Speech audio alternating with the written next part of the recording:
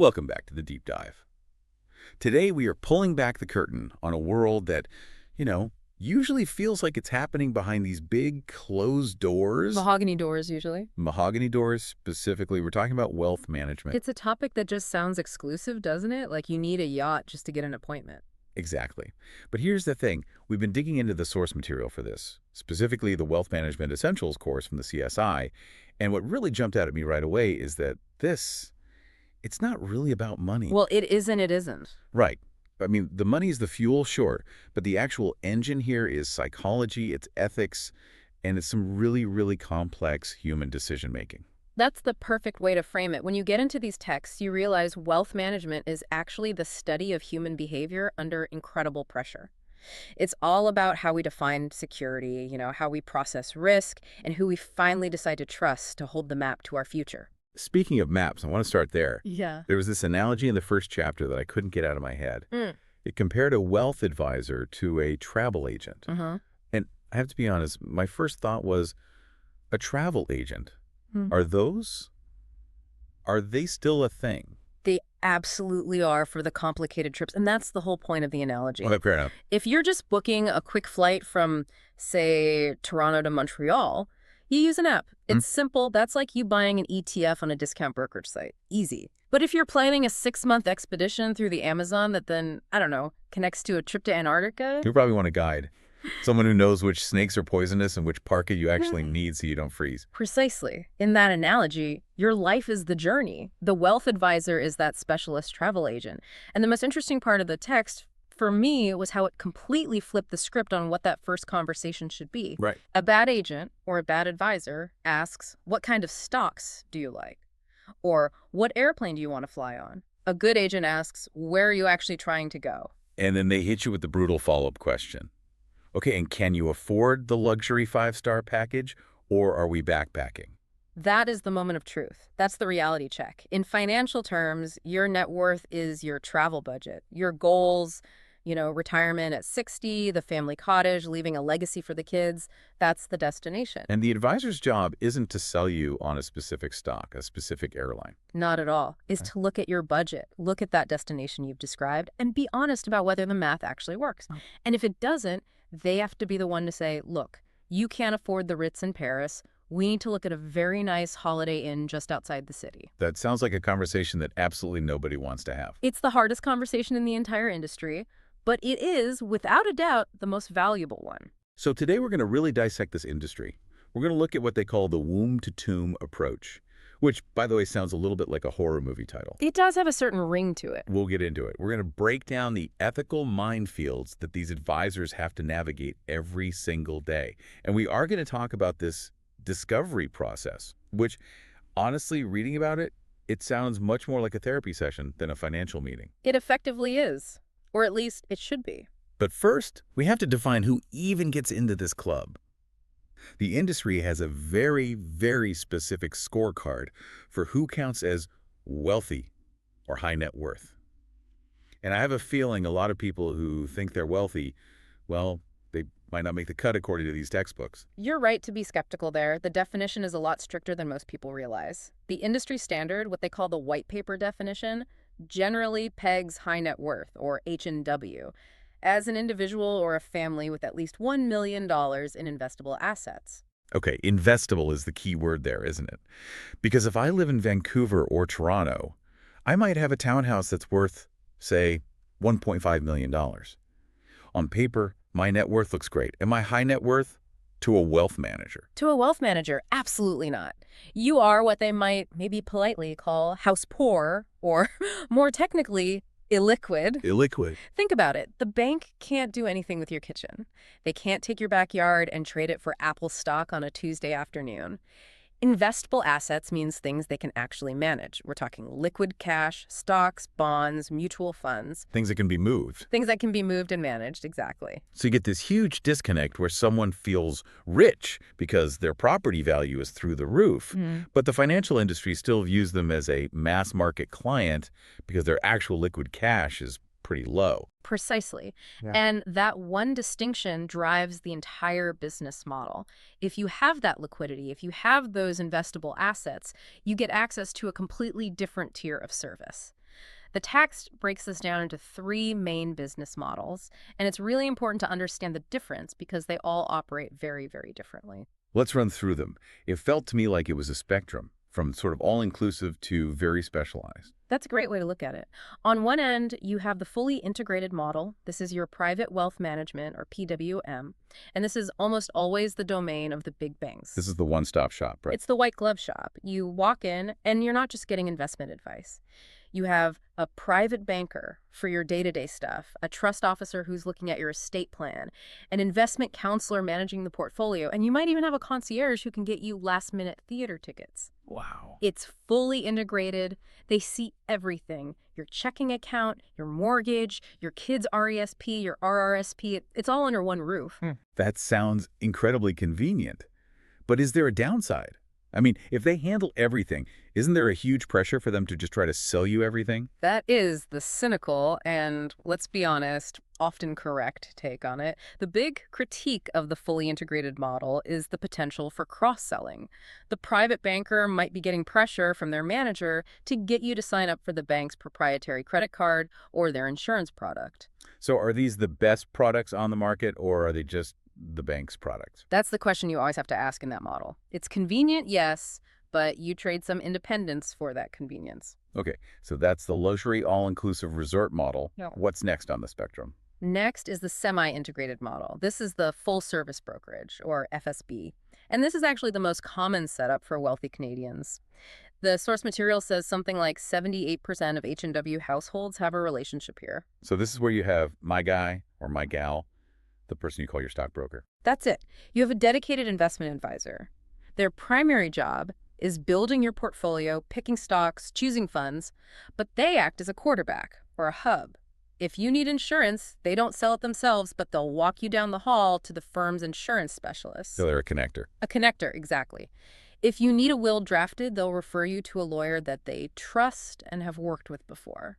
So it's still very relationship-based, but not quite as under one roof as the private bank. There's a little more separation. Correct. It allows for a little bit more of a feeling of independence, but you are still usually operating within a large institution's ecosystem. And the third option, this one felt like the real outlier. It is. This is the monoline model, Private Investment Counsel, or PIC. These firms do one thing and one thing only: discretionary investment management. Discretionary. Okay, so that means I basically hand them the keys to the car and they drive. Yeah. Right? I don't get to be a backseat driver. That's it, exactly. You and the firm agree on a mandate, something like, I'm looking for long-term growth with a moderate amount of risk. You sign off on that, and then they make the day-to-day decisions. They don't call you for permission to buy Microsoft or sell Johnson & Johnson. They just do it. And they don't do anything else. Nothing. They don't do banking. They don't sell insurance. They just manage the money. I can see the appeal there for someone who's maybe a bit cynical and wants zero conflicts of interest. Their whole pitch must be, just grow the pile, and please don't try to sell me a credit card. That is the exact pitch. It attracts the client who says, look, I already have a great accountant and a great lawyer. I don't need you to be my concierge. I just need you to be a shark in the market on my behalf. So we have this landscape laid out, the big banks, the brokers, and these niche specialists. But the ground under this whole landscape is shifting, and shifting fast. The source material spent a lot of time on demographics, and honestly, it wasn't just the usual, boomers have all the money spiel. No, although that is the starting point. You have to start there. The baby boomers and the silent generation, they currently hold this massive concentration of wealth. They are in what the industry calls the distribution or transfer phase of their lives. So they're not focused on accumulation anymore. Not at all. Their mindset has shifted from how much can I make to what does this all mean and how do I pass this on without it being a disaster? They are thinking about legacy. But the text flagged a huge, huge source of anxiety for the entire industry here. When those boomers pass away and the money goes to the kids. But money walks out the door. The statistics on this are staggering. In a huge percentage of cases when the parents pass away, the first thing the heirs do is fire the parents' financial advisor. Is it just because the advisor never bothered to build a relationship with the kids? That's the number one reason. The advisor spent 30 years playing golf and having lunch with dad and completely ignored the daughter, who's now a successful executive herself. Now that daughter inherits $5 million and she has zero loyalty to dad's guy. Why would she? So the firms are panicking. They're scrambling. They're trying to rebrand themselves as transition specialists, desperately trying to bridge that generational gap. They're hosting family meetings, trying to get the kids in the room before the parents pass away. But the kids, the millennials and Gen X, they're a completely different beast, aren't they? Ah, I found the psychological profile on this group in the text fascinating. We usually assume that young people are supposed to be the risk takers. You know, the classic advice is, you've got 30 years to recover, bet it all on high-growth tech. that's the traditional textbook theory, absolutely. Time horizon equals risk capacity. But the data that the source material points to suggests something totally different. The younger generations are often more risk-averse than their parents were at the same age. Which seems so counterintuitive, until you read the reason they give. The gig economy. It changes absolutely everything. Think about a typical boomer's career. They likely had a stable job for 30 or 40 years, maybe even a defined benefit pension plan. That pension is a rock. It's an anchor. It guarantees a stream of income for life, no matter what the stock market does. So when you know your basic bills, the heat and the lights, will be paid for no matter what, you can afford to be a little more aggressive with your investment portfolio. You can afford to take risks. But a millennial, they might be on a 2-year contract. They might be a freelancer juggling 3 different clients. Their income is not guaranteed. They're their own safety net. Exactly. They don't have that pension anchor. So even though they technically have a long time horizon to retirement, they feel financially precarious day to day. They need their savings to be liquid and relatively safe because they might be unemployed in 6 months. That is a huge insight. The economic environment completely rewrites the psychological risk profile. It's not just about your age, it's about your sense of stability. And it's also about values. We can't ignore the values shift. This younger generation is demanding impact investing. They want to know that their money isn't funding, an oil company they oppose or a corporation with bad labor practices. That adds a whole new layer of complexity for the advisor. They can't just find the best performing fund anymore. Now they have to find the best performing fund that also aligns with the client's very specific ethical framework. It's a much taller order. Speaking of complexity, we have to talk about the robots. The robot in the room, as the text put it. Robo-advisors. Yeah. 5 or 6 years ago, the headlines were all screaming, "Robo-advisors are coming to kill the traditional wealth manager." But the text suggests that the panic has really subsided. It has, absolutely. I think the industry had a collective freak out and then realized that robo-advisors, which are really just algorithms that build cheap, diversified ETF portfolios, are excellent for a very specific type of client. The accumulator, Yeah. the person just starting out. Exactly. Someone who has, say, $50,000 and just needs a solid, balanced portfolio with really low fees.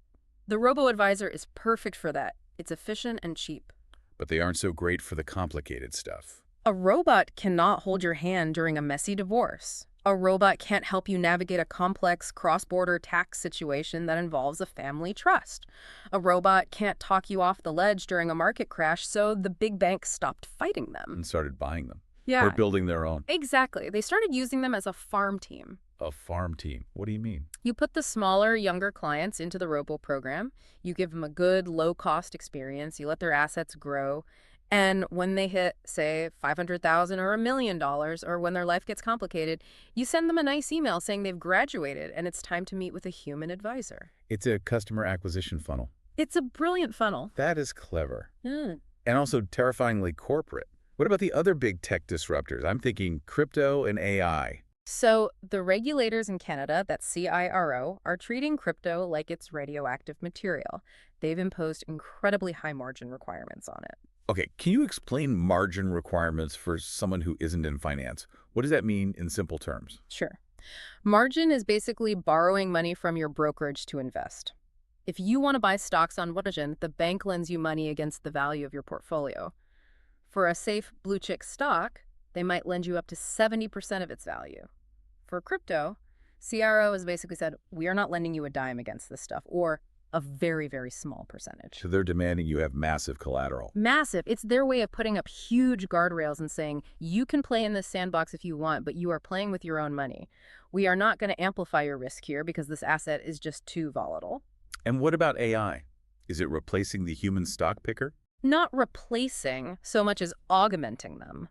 On one level, yes, it's being used to analyze billions of data points to find patterns in markets that a human analyst would miss.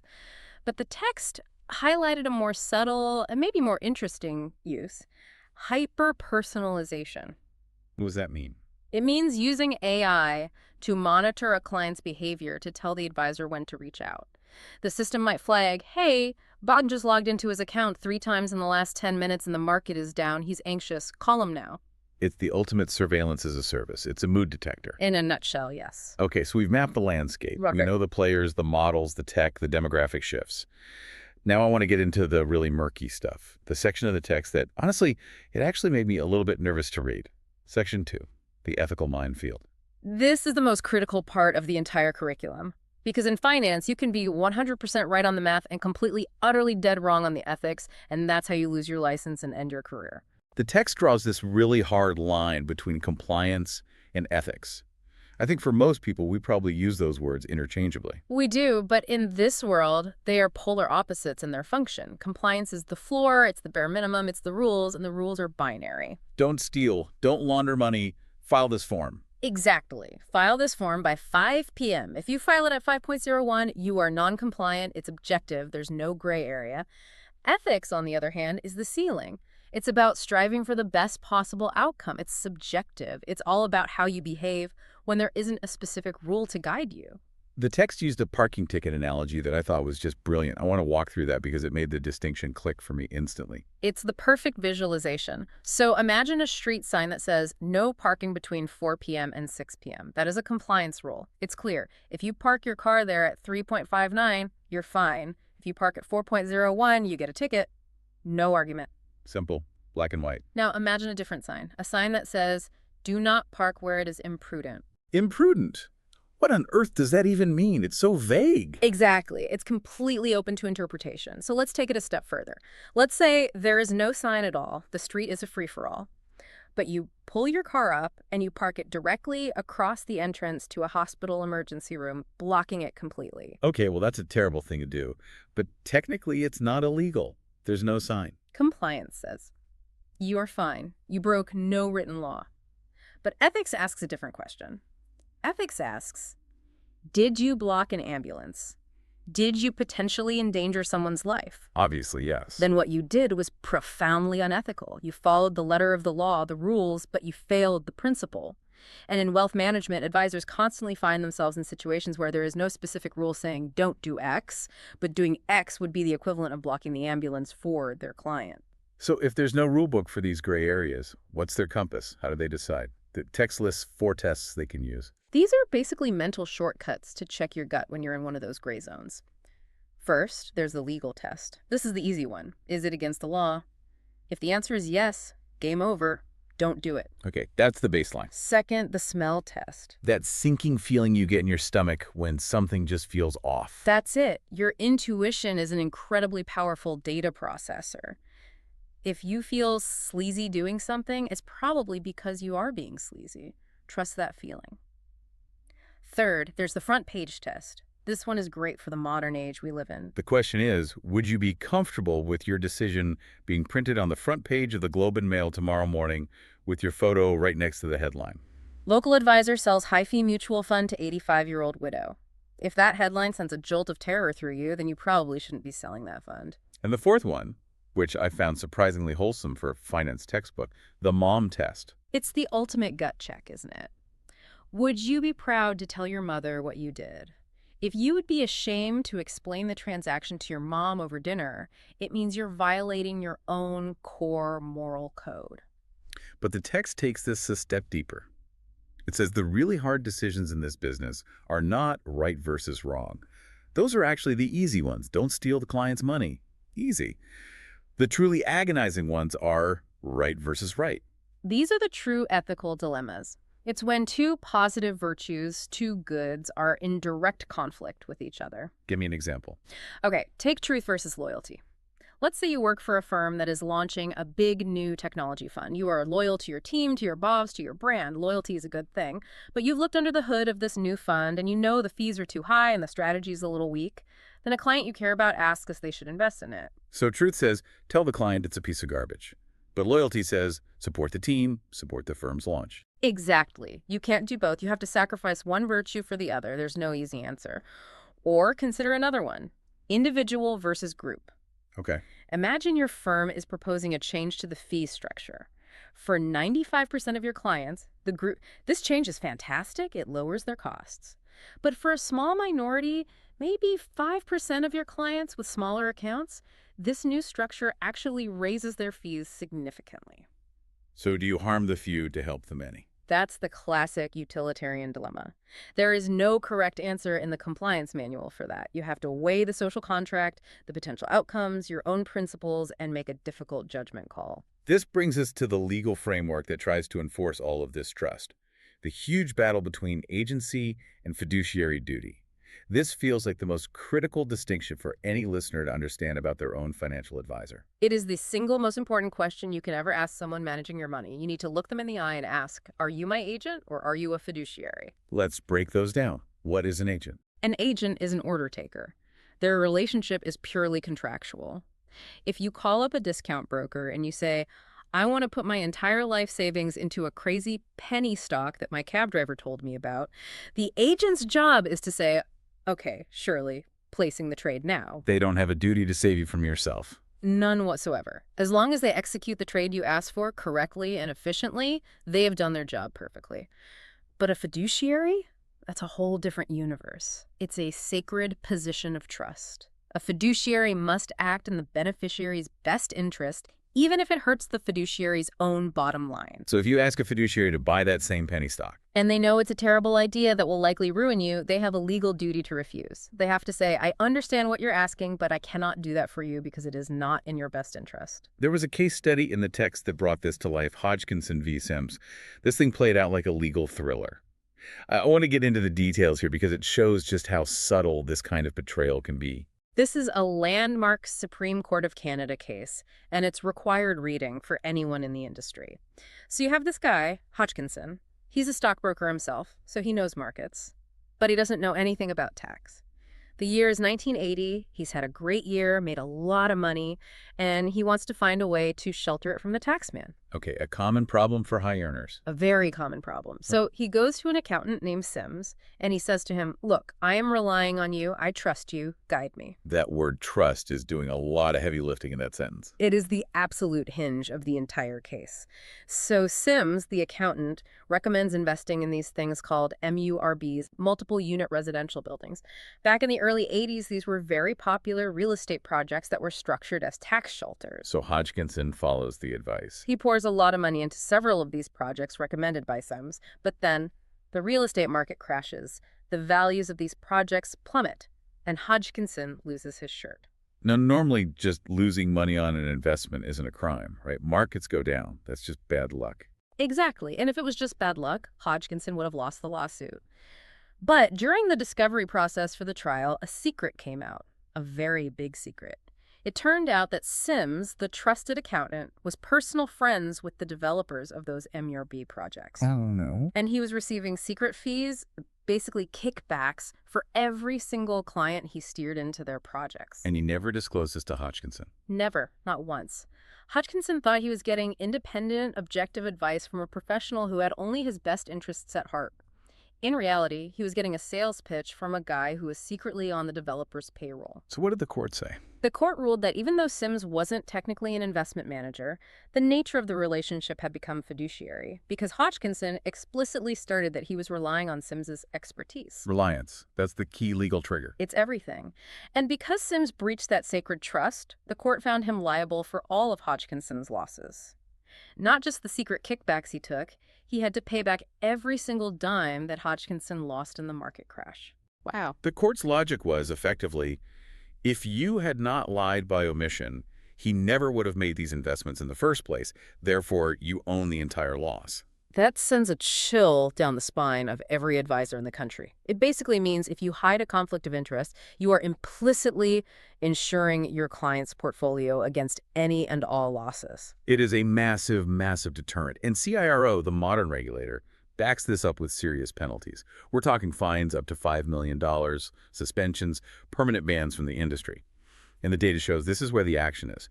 About 26% of all client complaints are about unsuitability advisors putting clients into things that just don't fit them. That's the ethical battleground. Which is the perfect segue to our next section, section 3, the art of discovery. Because you can't possibly recommend a suitable investment if you don't have a clue who your client really is. You can't prescribe the medicine if you haven't done a deep and thorough diagnosis. It's malpractice. The text makes a big distinction between the regulatory minimum, KYC, know your client, and what it calls the wealth management standard. The regulatory minimum is just a form. It's a piece of paper. Name, age, income, net worth, risk tolerance. You check a few boxes. It's a box-ticking exercise to keep the compliance department happy. The wealth management standard is emotional discovery. It's about digging into the why behind the money. Part of that why is separating goals from objectives. I have to admit, I always thought those were basically synonyms. In casual conversation, sure they are.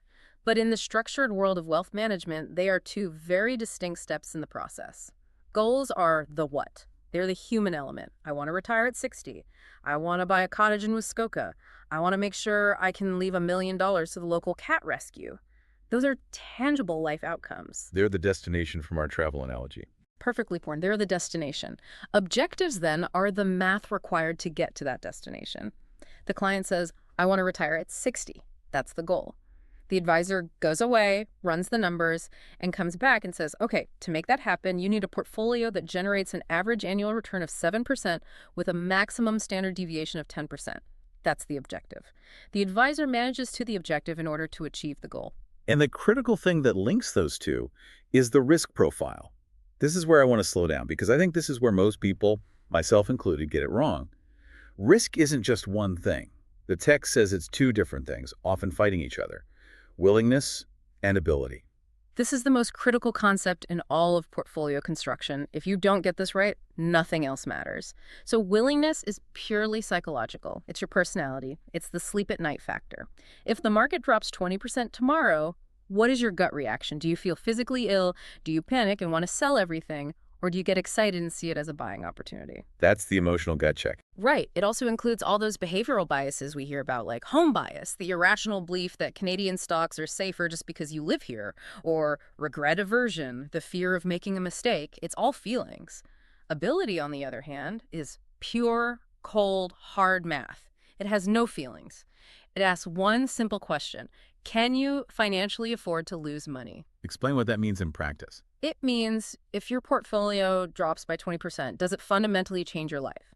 Do you now have to sell your house? Do you have to push your retirement back by 5 years? Does it mean you can't pay your kids' tuition next year? If the answer to any of those is yes, then you have a low ability to take risk, regardless of how you feel. Okay, so let's role play a scenario here. Let's say I'm your client. You can call me Crypto Kyle. Okay, Kyle. I'm 35. Oh. I have a super high willingness to take risk. I love the action.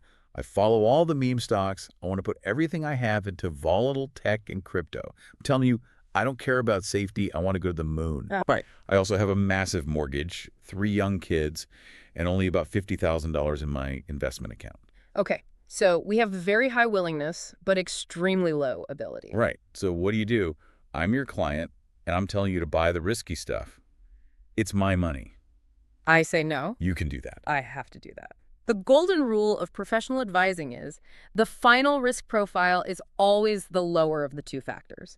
Your low ability trumps your high willingness every single time. The fact that you want to take the risk is irrelevant because you cannot afford the consequences of being wrong. So you have to protect me from myself. I have to protect you from yourself. Yeah. That is the job. That is my fiduciary duty. If I let you bet the mortgage money on a long shot and you lose it all, I have failed. It doesn't matter that you signed a waiver or that you told me to do it. It was an unsuitable investment recommendation, and the liability is mine. I have to be the adult in the room. That conflict must come out all the time during what the text called the life issues conversation. It breaks our financial lives down into 4 distinct phases: accumulation, protection, conversion, and transfer. Right, and each phase has a different priority. Accumulation is when you're young. It's all about saving and growing your assets. Protection is the middle years. Buying insurance, hedging against disaster, protecting your family. Transfer is at the end, estate planning, legacy. But the one that causes the most anxiety, the one that really terrifies people, is conversion. That's the moment you retire. It's the moment the regular paycheck stops. You have spent your entire adult life switching from saving money to, well, to eating your money. And psychologically, for many people, it is traumatic. I could see that. People who've been diligent, disciplined savers for 40 years suddenly have to start withdrawing from their portfolio to live on. They see the balance going down every month, and it feels like they're bleeding out financially, even if it's all part of the plan. And the big question hanging over everything is always, will I have enough? That is the monster under every retiree's bed. Will I outlive my money? The advisor's job during that conversion phase is to manage the variables to make sure the answer is no. And there are two types of variables. The ones you can control and the ones you can't. Exactly. You have controllable variables, how much you spend every year, the exact age you retire, your savings rate leading up to it, and your asset allocation, the risk-return trade-off. And then you have the uncontrollable variables. You can't change the savings you already have. You can't control inflation. And crucially, you can't control how long you're going to live. Longevity risk is a huge financial problem. Living to be 105 is a financial disaster if you only plan to have enough money to last until you are 85. It's the one time where living too long is a bad thing. Financially speaking, yes. That's why you need a plan that has buffers and contingencies to account for those uncontrollables. All right, so we've covered the clients, the ethics, the deep psychology. Now let's talk about the actual toolbox. Section 4. The advisor's competencies and tools. The text lists 9 distinct competencies. It's everything from advanced tax strategies to relationship building to marketing. Does one person actually know how to do all of this?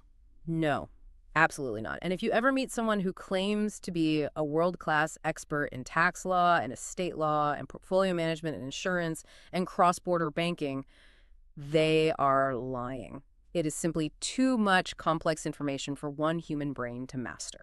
So what's the real model then? How does it actually work? The best analogy is the general contractor model. Think about building a custom home. You hire a general contractor. They're in charge of the whole project. They might do the framing themselves. But when it's time to do the complex electrical wiring, they bring in a licensed electrician.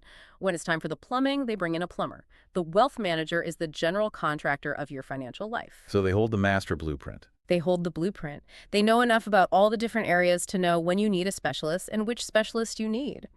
If you have a complex situation from selling your business, they bring in the in-house tax specialist from the bank. Or they'll refer you to an outside professional, what they call a center of influence, or COI, like a top-tier estate lawyer they trust. So the value proposition isn't, I know the answer to everything? No, the value proposition is, I know the person who knows the answer. I will bring them to the table, and I will translate what they say from complicated jargon into plain English for you. But there are some skills they can't outsource. The text calls them soft skills. But it makes a point of emphasizing that in this industry, they're actually the hardest and most valuable skills. I love that framing because it's so true. Empathy is a hard skill. Can you actually read the room? Can you tell that your client is saying the words, I want high returns, but their body language is screaming, I'm terrified of ending up in poverty? That's not soft, that's crucial data. And coaching. Coaching is a hard skill. This is pure behavioral finance in action. When the market crashes 30% like it did in 2008, or for a moment in 2020, clients panic. Their natural human instinct is to sell everything at the absolute bottom. The advisor's job is to be the coach who talks them off that ledge.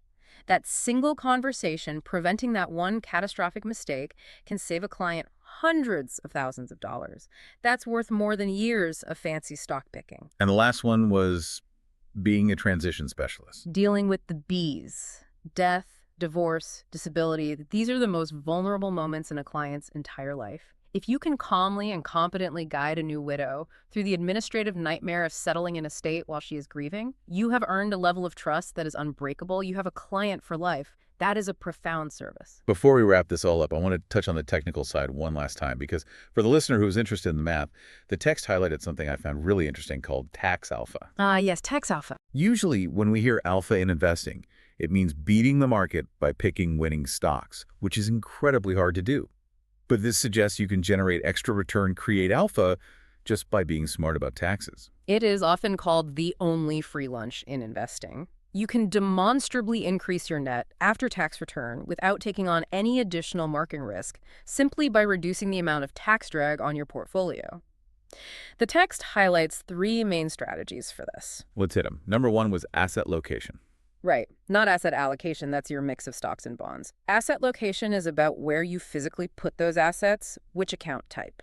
In Canada, interest income from bonds or GICs is taxed at your full marginal rate. It's the most heavily taxed form of investment income. Okay. Capital gains from selling stocks, on the other hand, are only 50% taxable. So the simple strategy is don't put your interest-bearing bonds in your taxable non-registered account where they'll get hammered by tax.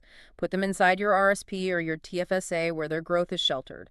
And put your Canadian growth stocks, which are more tax efficient, in your non-registered account. So just by shuffling the deck chairs between accounts, you can end up with more money at the end of the day. Thousands and thousands of dollars more over a lifetime. It's a huge deal. Okay. Strategy number 2, income splitting. This is a big one for couples where one person earns a lot more than the other.